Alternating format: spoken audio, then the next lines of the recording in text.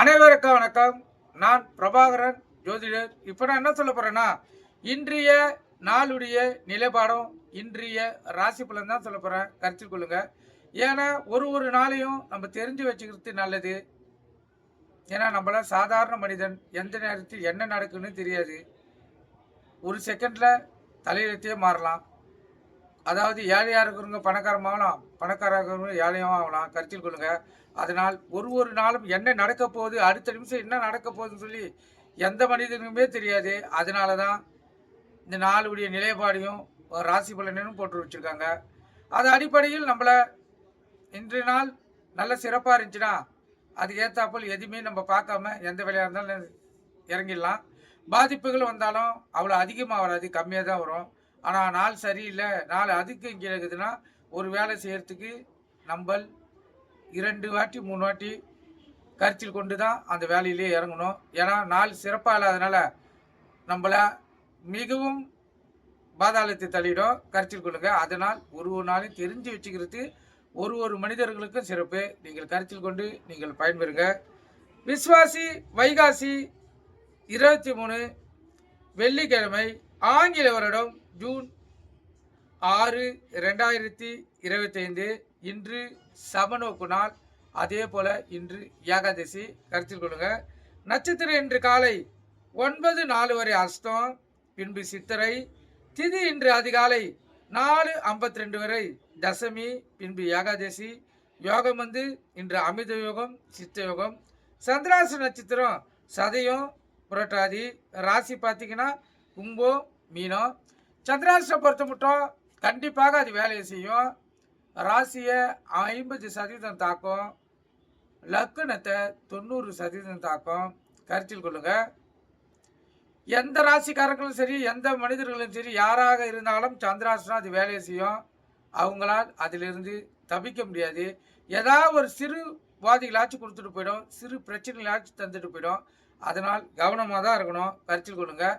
இந்த கும்பராசி கும்ப லக்கணம், மீன ராசி மீன லக்கணம் இன்று மிகவும் விழிப்புணோடு இந்த நாளை செலவு செய்யணும்.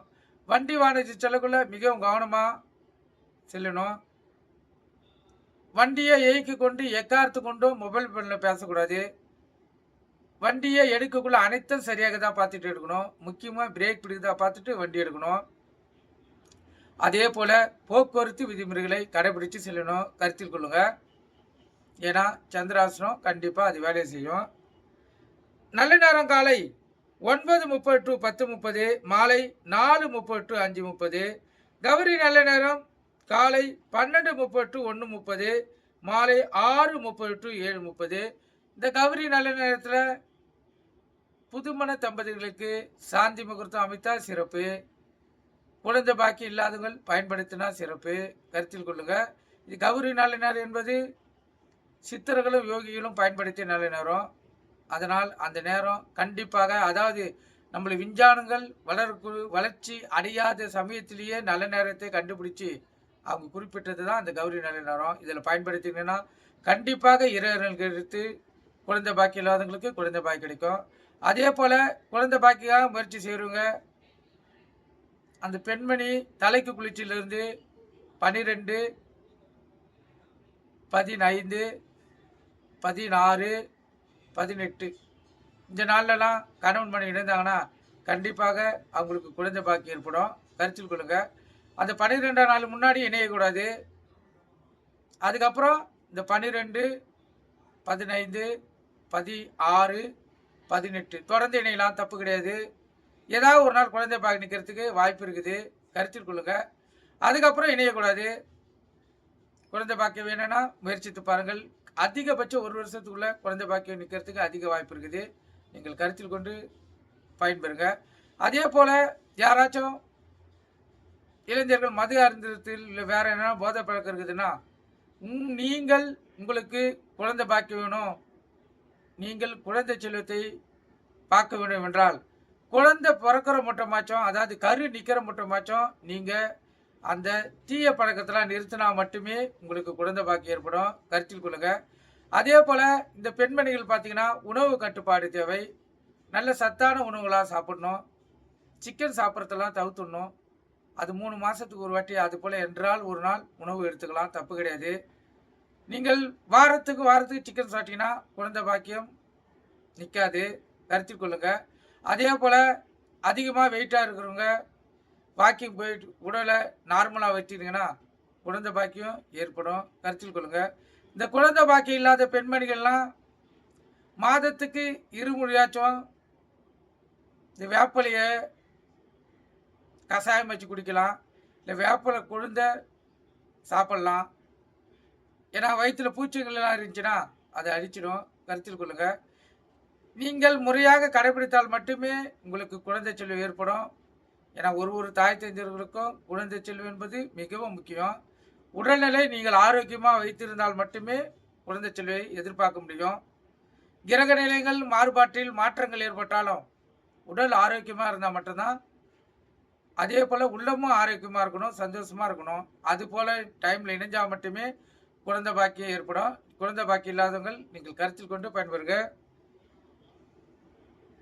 ராவகாலம் காலை 10:30 to 12, யமகண்டம் மாலை 3 to 4:30, குளிகை காலை 7:30 to 9, சூலம் மேற்கு. சூளம்னா விளக்கு ஏற்றுறது, கற்பூரம் ஏற்றுறது, மேற்கு சைடு பார்த்து ஏற்றணும். குளிகைன்னா மாந்தினா குளிகை. இந்த டைமில் எந்த நல்ல காரியமும் கெட்ட காரியமும் செய்யக்கூடாது, அது தீவினையே ஏற்படுத்தும். இப்போ ஒரு வாசக்கால் வைக்கிறீங்கன்னா அந்த வாசக்கால் மேற்கிருந்து கிழக்க வரும், கிழக்க இருந்து வடக்க போகும், வடக்க இருந்து தெற்க வரும். அதுதான் மாந்தி செய்கிற வேலை. உங்களுக்கு புதிதாக ஒரு இடம் வாங்கி அதில் ஒரு வீடு கட்டி வாசக்காலை வைக்க சொல்லாது. நீங்கள் வைக்கிறது எடுத்து தான் உங்களுக்கு திருப்பி வைக்க சொல்லும். அதே போல் போய் ஒரு தங்க நகை வாங்குறீங்கன்னா அந்த தங்க நகையை தொலைச்சிட்டு இல்லை அடமானம் வச்சுட்டு தான் வேறு நகை வாங்க சொல்லுவோம், தவிர அந்த நகையை வச்சுக்கினே வேறு நகை வாங்க சொல்லாது. இந்த குளிகை டைமில் யாராச்சும் நகை வாங்கியிருந்தீங்கன்னா இல்லை யாராச்சும் வாசக்கால் வச்சுருந்தீங்கன்னா சிந்தனையை செதறாமல் கவனத்தில் கொண்டு பாருங்கள். உங்களுக்கு கண்டிப்பாக அந்த குளிகை பண்ணது தெரியும். அதனால் குளிகை டைமை பொறுத்து மட்டும் எந்த நல்ல காரியமும் கெட்ட காரியமும் கண்டிப்பாக செய்யக்கூடாது, தீவினையை ஏற்படுத்தும், கருத்தில் கொள்ளுங்க. இப்போ இன்றைய ராசி பலன் சொல்கிறேன், கருத்தில் கொண்டு பயன்பெறுங்க. ராசியை பொறுத்த மட்டும் 50%, லக்கணத்தை பொறுத்த மட்டும் 90% பொருந்தும். ஏன்னா ஒரு ராசியிலையும் 3 நட்சத்திரங்கள் இருக்குது, 9 சாரங்குது, கருத்தில் கொள்ளுங்க. அன்றைய ராசியில் இப்போ சந்திராசம் இருக்குதுன்னு வச்சுங்க, அந்த ராசியில் எந்த நட்சத்திரம் மீது அந்த சந்திரன் போகுதோ அதை தான் அதிகமாக பாதிக்கும், கருத்தில் கொள்ளுங்க. மீதிக்கு சிறு பாதிப்புகள் வரும். அதனால் ராசி பலனில் மாற்றங்கள் இருக்கும், கருத்தில் கொண்டு நீங்கள் பயன்பெறுங்க. முதல் ராசி மேசராசி.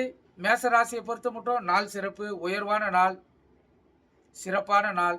உங்களுக்கு ஒரு உயர்வையும் ஒரு அந்தஸ்து மதிப்பையும் தரக்கூடிய நாள். உள்ளம் மகிழும். கணவன் மனைவிடைய ஒற்றுமை, அதாவது நெருக்கம் அதிகமாக இருக்கும்.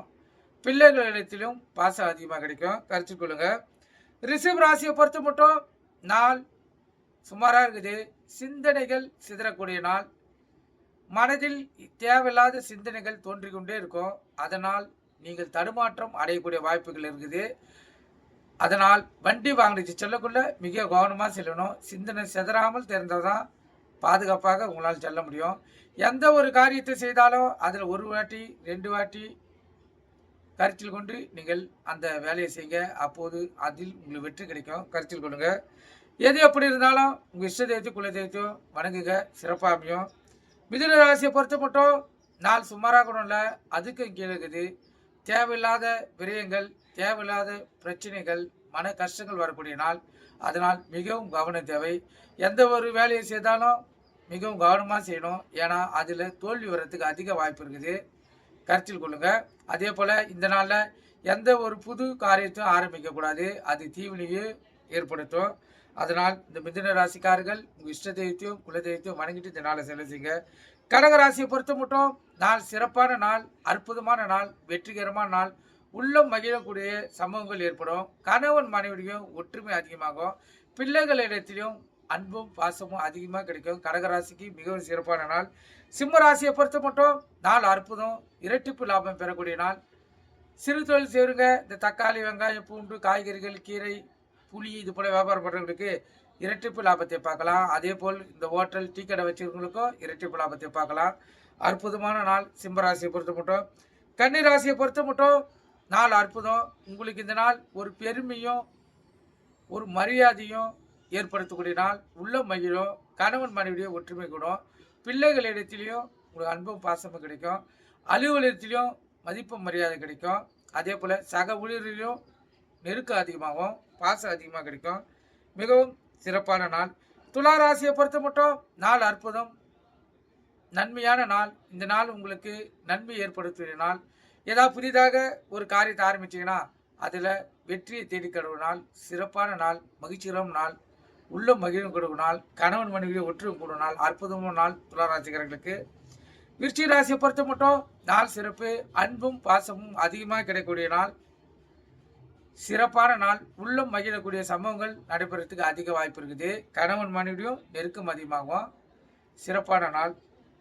மகர ராசியை பொறுத்த மட்டும் நாள் சிறப்பான நாள், சாதனைகள் செய்து வெற்றி பெறக்கூடிய நாள், அற்புதமான நாள்.